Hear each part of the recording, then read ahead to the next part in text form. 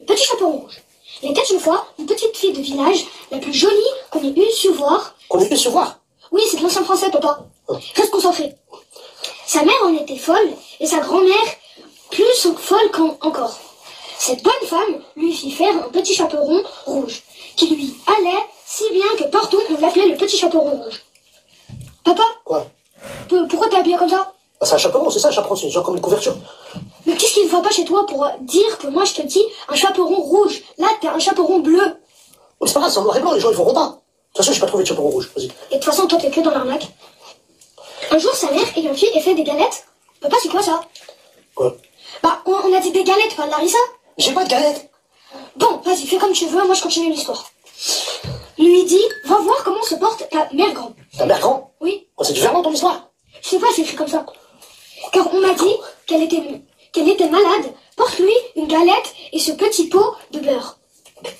Le petit chaperon rouge partit aussitôt pour aller chez sa mère grande qui demeurait dans un autre village. En passant dans un bois, elle rencontra compère le loup. Papa, c'est quoi ça? Quoi? On dirait un chanteur de rail. C'est pas grave, on dit que c'est un loup. Qui eut bien envie de la manger. Mais il n'osa à cause de quelques bûcherons qui étaient dans la forêt.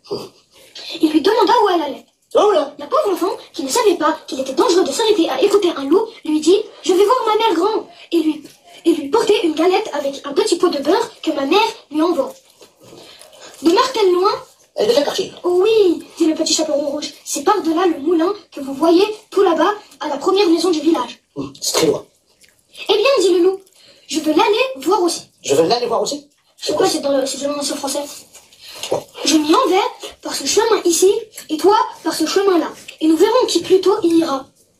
Le loup se mit à courir de toute sa force par le chemin qui était le plus court. Et la petite fille s'en alla par le chemin le plus long, s'amusant à cueillir des noisettes, à courir après des papillons et à faire des bouquets de fleurs qu'elle rencontrait. Papa, c'est ça les fleurs? J'ai pas de fleurs, ils verront pas que c'est pas des fleurs.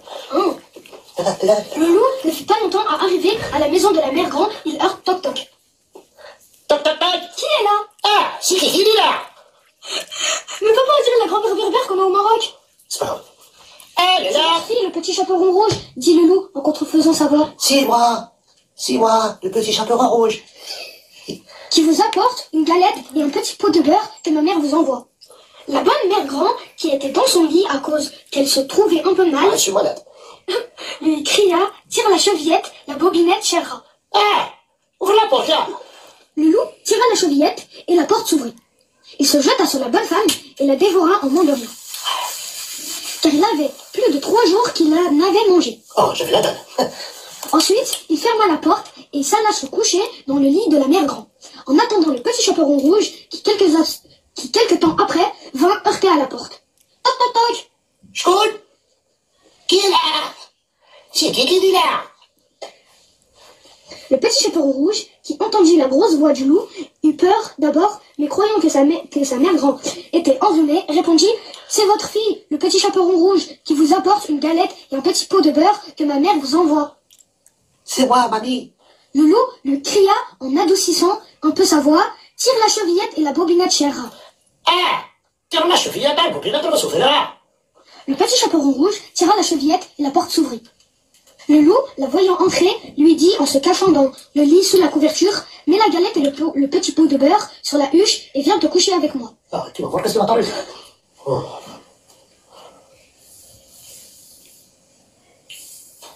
Et lui dit « Ma mère grand, que vous avez de grands bras. » Ouais, c'est chelou ça, vous avez des grands bras quand même. C'est pour mieux t'embrasser, ma fille. Ah, c'est comme te faire des bisous. Ma mère grand, que vous avez de grandes jambes. Oh là là, tu dois faire du 45. C'est pour mieux courir, mon enfant. Ouais, comme Usain Bolt. Ma mère grand, que vous avez de grandes oreilles. Bon. C'est pour mieux écouter, mon enfant. Ah ouais, avec ça, j'entends plein de conneries.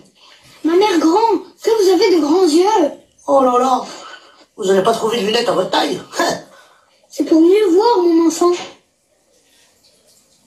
Ma mère grand, que vous avez de grandes dents. Oh, en plus, ça fouette. C'est pour mieux te manger. Et en disant ces mots, ce méchant loup se jeta sur le petit chaperon rouge et la mangea. Après, Bah quoi? bah la suite. Il n'y a pas de suite. Ça y est, la manche, c'est fini. Oui? Je sais pas, c'est n'importe quoi ton histoire, là. Mais ça, c'est la vraie version. Pourquoi c'est quoi l'autre version? C'est que, il l'avale tout cru.